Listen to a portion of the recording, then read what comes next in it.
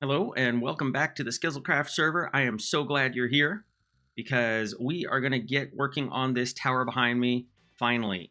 It has been here for so long and needing to be worked on, and today we are going to do that. But before we get going on making the creeper farm, which is this black center portion, I think I need to tear down this outer framework because I've been doing some redesigning of it and I need it gone while I'm working on the creeper farm portion. Now, I realize that the way I have this creeper farm set up is probably not the most efficient of setups, but I'm not trying to supply the entire server with rockets. This is just for me. So all it will take is a couple hours of AFK time and I will have all the rockets that I need to get from this farm. I don't need it to be super efficient and I don't need to maximize all the drop rates or anything like that. I just want it to be enough for me to last for all my rocket needs while I'm here on the server.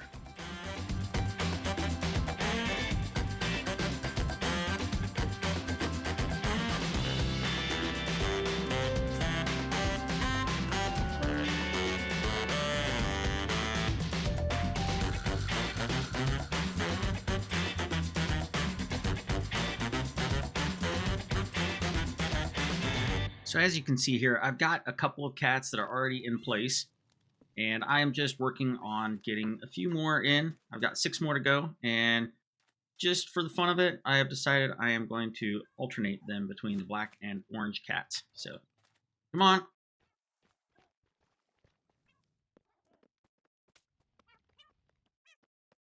You can see if I leave him sitting here, and with these trapdoors, there's no way for him to get out. I almost forgot I need to replug this hole now that I've got this cat in. So we'll just put that back in there. And we will lay down a torch for when we do the next layer. The torch makes it easier to make the floating platform for the cats. So what I do to get a layer ready for the next cat is I come up and there's a torch here, so it makes it very easy to put a slab there. And then I can put 4 trapdoors here, and this slab is not at the correct height right now. But what I can do is I can just boot myself down with the trapdoor, put another slab there, and then I can take this one away and open up the center hole on the layer above so that I can drop a cat down from above. And that is it. You are the last cat going into the stack. Pop the lid on you, and we have all of our cats in place for this creeper farm. So right now, I'm just going through and placing a bunch of trapdoors on the undersides of each layer so that I can make sure that the spawn area is just a little bit less than 2 blocks tall, which prevents zombies from spawning and makes it so that only creepers can spawn in here.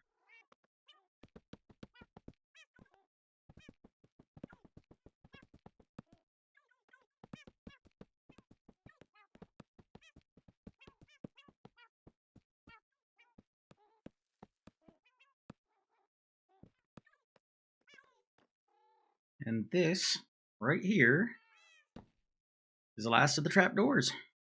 It is now creeper only.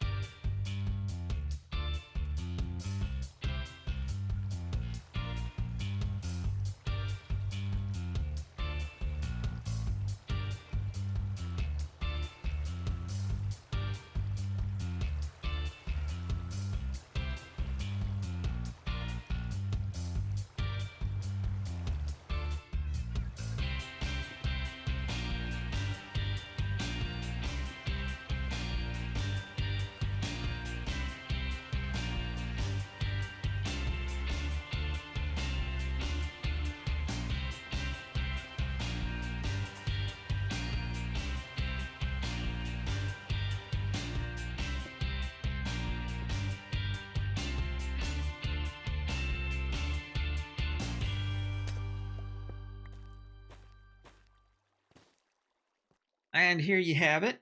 I've got the walls and floors finished.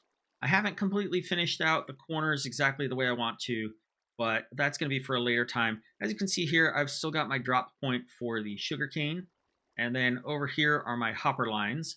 And I just got rid of the stairway there so that I can fly in and out of here pretty easily. We're probably going to do a little bit more to add a little bit more interesting texture on these wall panels. But overall, I'm really happy with the way this came out. There's plenty of room for crafting the sugarcane into paper, routing it over to where these hoppers are, and then having my auto crafter set up for the for the rockets.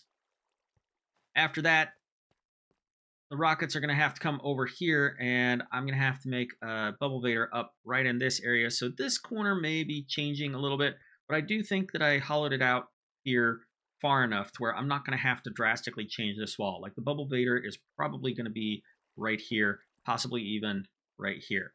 But time will tell. We'll take a look at it as we get building it. But overall, I'm very happy with the way this room has turned out.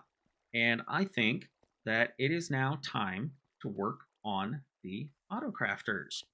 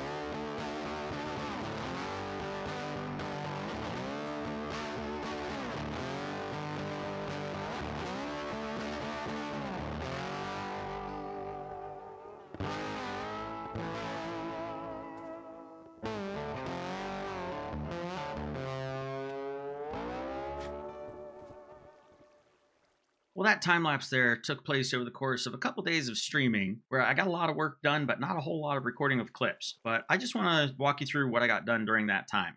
As you can see here, I now have 3 layers of my sugarcane farm, and all of these levers are because I needed a poor man's way of shutting everything off because I had sugarcane flying everywhere and I didn't have a collection system set up yet.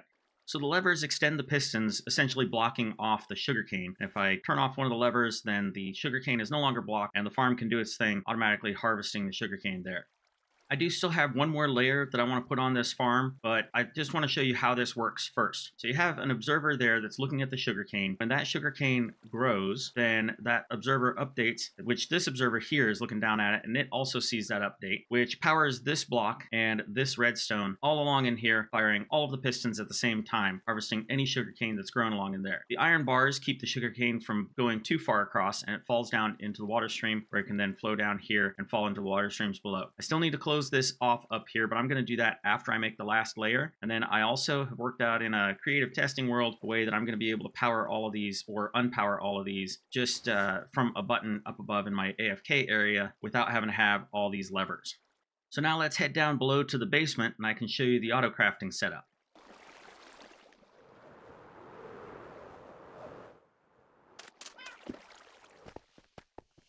Now, all that sugarcane that's being grown and harvested is going to be coming down right here where that hole is up there in the ceiling. It's going to be landing in this water stream here, flowing across the ice till it gets to these hoppers. Now, it could be flowing pretty fast, so I wanted to include a couple of hoppers before it went into this auto crafter here.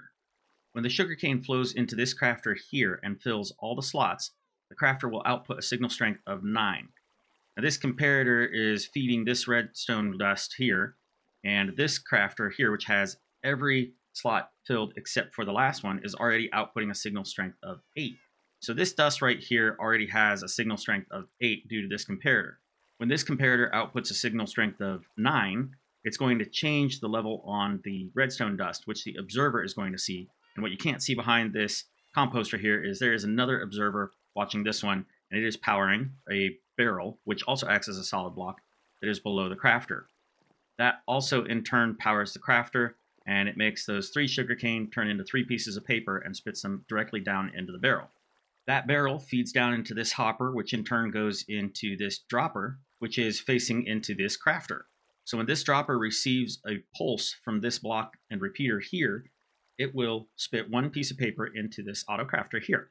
Then over here, where we first came in, we have this big line of hoppers going over here and down to here, and they feed into this dropper here. This is the input line for the gunpowder from the creeper farm. This is the first repeater that powers this block here. It is always on. Anytime this repeater feeds power into this block, this one will fire off, putting one piece of gunpowder in. If I want duration 2 rockets, then all I have to do is drop this piston down, putting that block right there, and the pulse carries through this block, through this repeater, into here, and sending a second pulse through the dropper, putting a second piece of gunpowder into the auto crafter.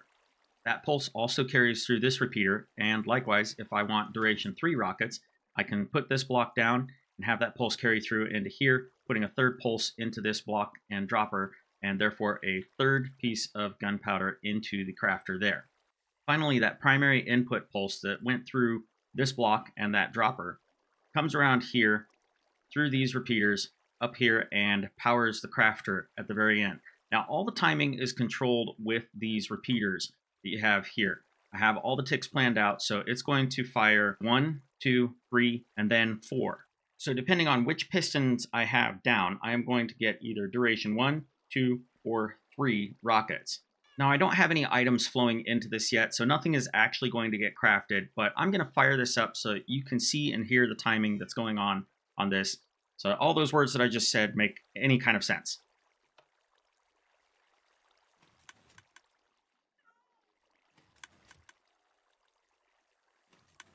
And that is the timing at which 3 rockets will be output each time. One thing to note is that I'm not actually a huge fan of the number of hoppers that I had to use to bring the gunpowder in, so I am thinking about changing this so that the creepers fall down into a water line, get moved over, and then finally get killed on a single cluster of campfires here so that we reduce the number of hoppers going into this. So now that you have a bird's eye view of this rocket factory and how it's going to work, I think I want to build this last layer of the sugarcane farm so that I can start activating it and getting some items flowing down into the crafter.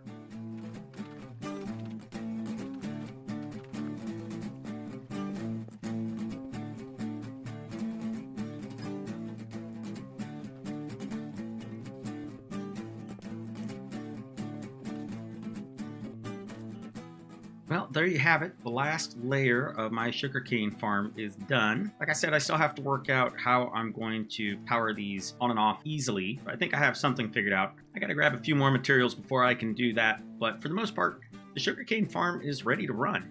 I think the main thing that I need to do now is fill in this glass wall so the sugarcane doesn't go flying off into, well, who knows where.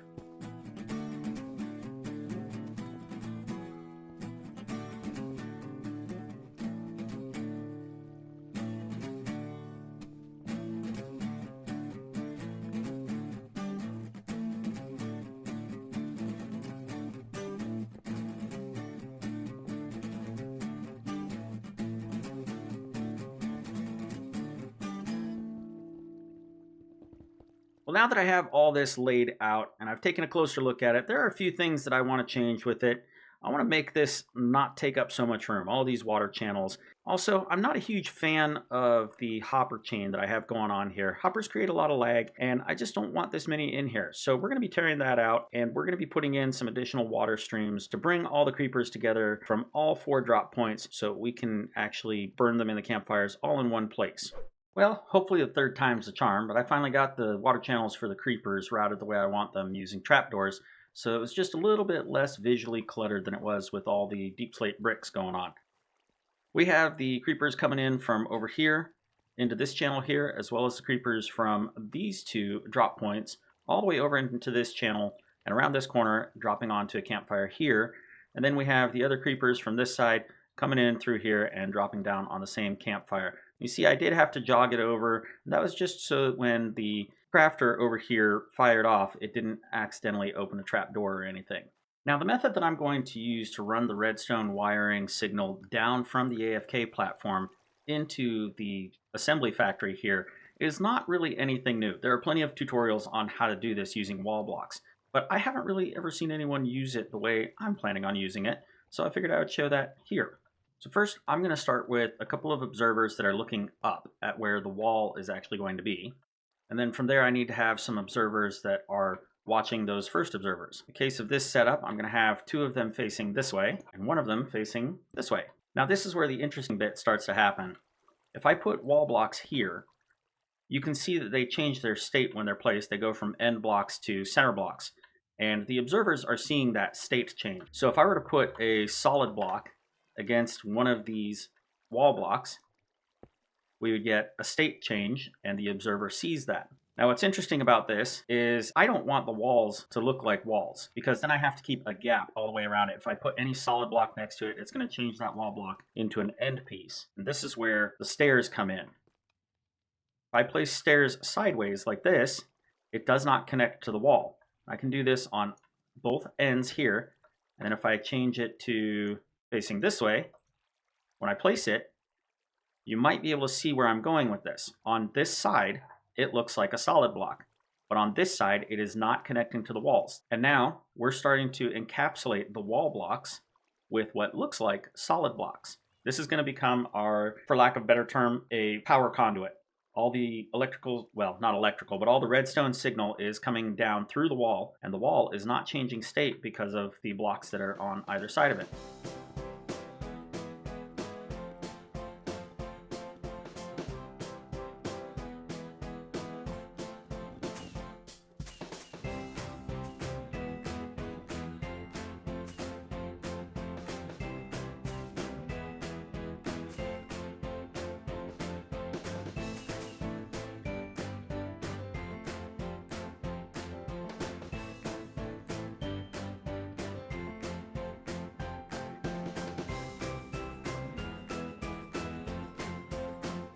Oh my gosh, that was so many stair blocks and wall blocks.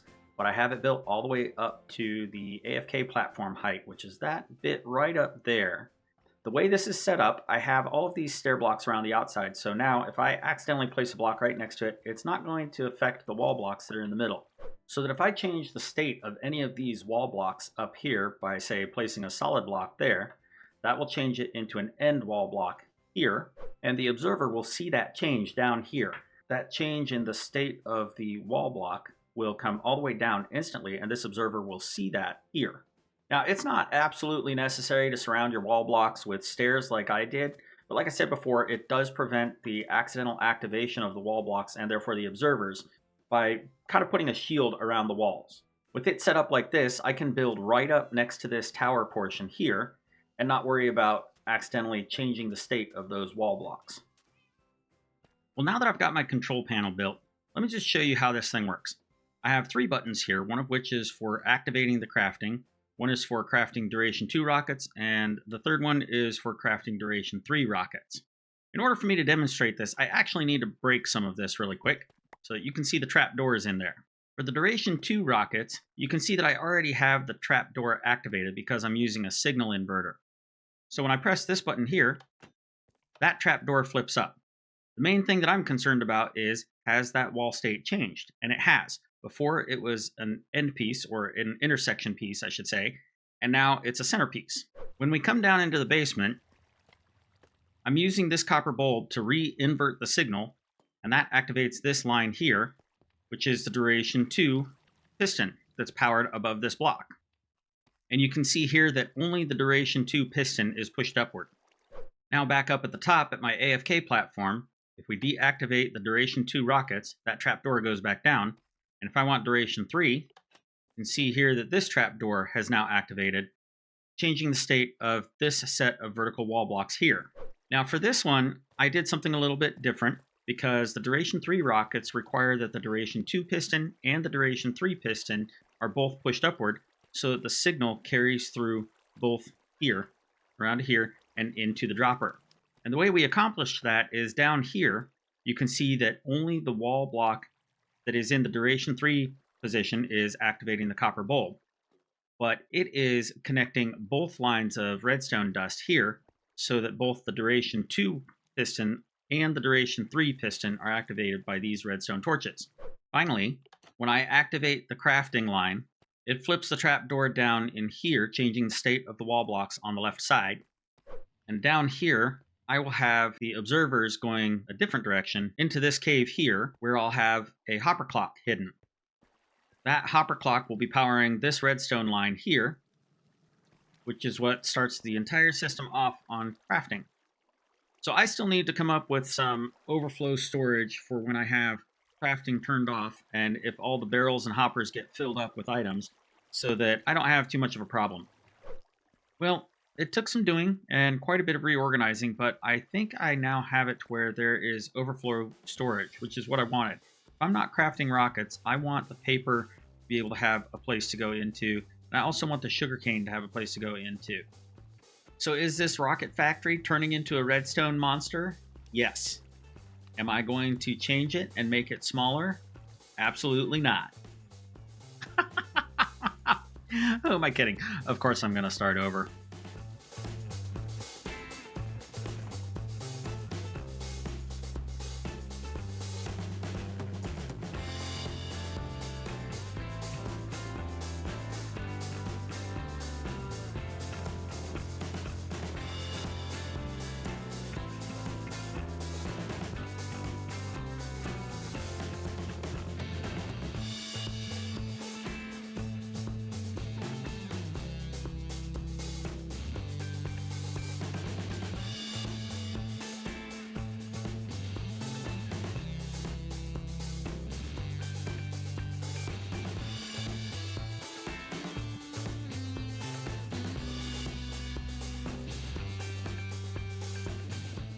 Well, as you can see, I got it all closed off with the tinted glass here, and I also got all of my redstone wiring going in to the redstone lamps, so it is actually currently illuminated in there, which means that there are no creepers spawning. I still have to set up my on-off switch, which is going to be coming from the AFK platform up here, and it's going to be using the same wall column technique that I used over here to carry the signal down.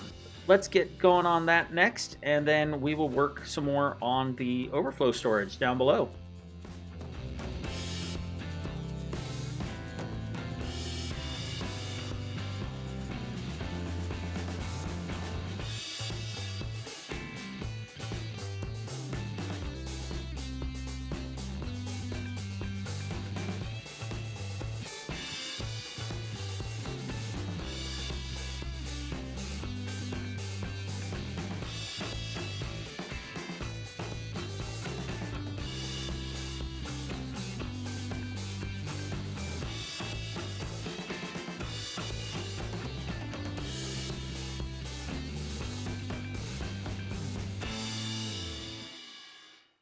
So for a quick summary of this system, when I have crafting turned off using my control panel above, then these chest minecarts will fill up with the overflow storage items.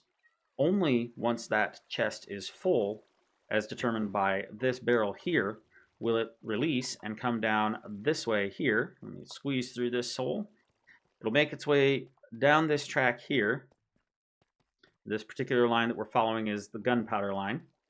Will come up here and it will hit this powered rail. Now, I know this is a lot to look at, but I wanted to show you something that I found interesting that I learned the hard way. When I was making this minecart unloader here, all the tutorials had the hopper pointing into a chest, either straight down or off to the side. And me, being the smart cookie that I thought I was, thought, well, I could just have my overflow protection go straight down from there with more hoppers. The interesting thing was that this circuit requires that there be a chest after this first hopper. I had it set up so that there were hoppers underneath it, and they were sucking the items through so fast that the minecart would come up and it would have only one item removed before the rail up here would power up again and kick the cart back. So the cart was not actually staying in place until it was completely unloaded. It only had one item removed each time, and so it would keep bouncing back and forth. So what I learned was it is necessary to have a chest or a barrel immediately following this hopper here in order for this circuit to read properly and deactivate the powered rail, causing the minecart to stop there until it is completely unloaded. Once it is completely unloaded, the rail powers back up and sends the minecart back on its merry way. So that is the reason for all the barrels that you can see along in here. The circuit just simply won't work without them there. Now, initially the items will go down into these chests here and into the barrels that I have on the inside where I can collect the extra storage items. But if those get all filled up, then I have this overflow protection here, which feeds down into this water stream, and I have it in 3 locations, one for the sugarcane, one for the paper, and one for the gunpowder. And this water stream will continue along all the way here to where I have some netherrack that is permanently on fire, so that in the end, if I have way too many items being produced, they will eventually get burned up and I won't have a bunch of items just floating around causing lag on the server.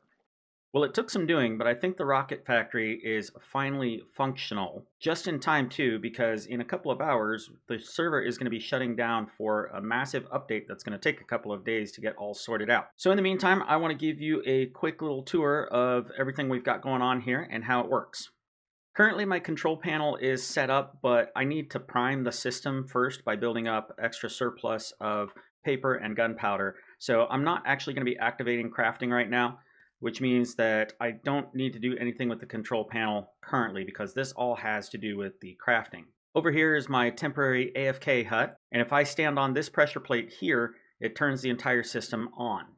Currently it is off because I'm not standing on it, so what I'm going to do to show this off to you is I'm going to swap this out with a lever so we can leave it on while we have a little bit of a tour. I still have to remove this temporary floor that I have in here with the netherrack, but I wanted to show you the system that I have immediately underneath my AFK spot. So you can see right there is the copper block that has the pressure plate above it.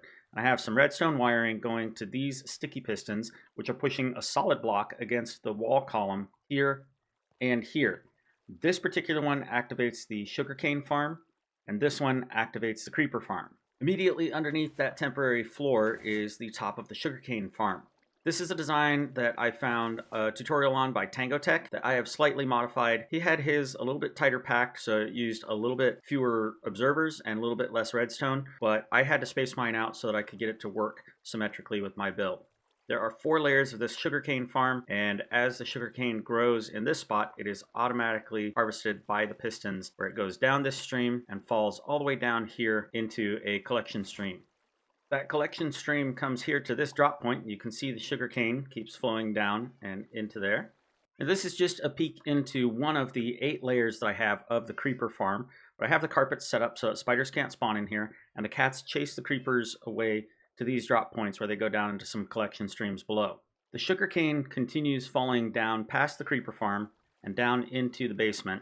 And here is the belly of the beast. This is the item overflow storage, as well as the auto crafting from sugarcane into paper, and then the paper and gunpowder into rockets. If the sugarcane storage was turned on, that falling sugarcane would come down here into this barrel, through this hopper chain, and down into this chest minecart, where it would be stored until that minecart is full. Currently, I have it set to put the paper in storage, so this hopper is bypassed and the sugarcane comes into this hopper chain here, where it is fed into this automatic crafter, which when it reaches a full capacity, it spits out 3 pieces of paper down into this barrel here and into this hopper chain over here. This hopper chain branches off, and if this hopper is locked, as it is currently, then all the paper will be going down into this chest minecart down here for storing the paper. If I were to unlock this hopper, then the paper would continue on through this hopper chain and end up in this dropper here. The creepers, on the other hand, from the creeper farm, will flow through into these water streams here until they land on a campfire and are burned up, and the gunpowder comes into this hopper line. Currently, I have this hopper locked, which means that all the gunpowder that is created from those creepers jogs over to here and ends up in this chest mine cart for storage in this barrel over here. If I were to unlock this hopper, then the gunpowder would continue down this way and end up in this dropper here. Now you can see that both these droppers are facing this auto crafter. The pistons down here, as well as this redstone dust line here, are all affected by the control panel up at my AFK platform. With that control panel, I can activate this entire system and select whether I want duration 1, duration 2, or duration 3 rockets being auto-crafted right here. This is all controlled by a hidden hopper clock that is behind this wall in a cave. Once crafted, those rockets are ejected down into this water stream, which goes around this corner over here to where we have some soul sand making a bubble vader going back up. I still have to finish the storage for the rockets, which is another reason why I don't have them crafting yet, but this bubble column takes them all the way back up to the AFK platform, or at least that's the intended design once it's complete. Going back down into the basement, let's take a look at this chest minecart setup to show you how the storage system works. These hoppers fill the chest minecarts with their respective items, and based off of the comparison of this barrel here, once this chest minecart is completely full, it will be released to go along this line here, out through this gap. It will follow this track all the way around until it gets to this point, at which point it will be held in place by this powered rail, which will be unpowered, until all the items are removed from that chest minecart, filling up all of these chests and the barrel that's on the other side of the wall labeled as paper storage. If this backup storage in here gets too full, then all of the extra paper will be ejected into this water stream to be burned up here in this netherrack fire. As you can see, the overflow storage system on the outside is almost as daunting as the crafting and sorting on the inside. Is this overkill for what I, as a single player, am going to need? Probably. But you know what I say? Overkill is underrated. And with that, I think it's time to wrap things up for today. I hope you all enjoyed this project. I do plan on spending some time in the future building up an exterior around this to make this a little bit better looking, but that'll be a project for another time. This did end up being a bit of a time-lapse intensive video, so I think next time we'll change gears a little bit. We may even go check out that trial chamber that I found in the southwest corner of my base claim. But for now, I hope you all have a wonderful rest of your day. Be sure to hit that like and subscribe button and leave a comment. I'd love to hear your thoughts on this. I look forward to seeing you all in the next one.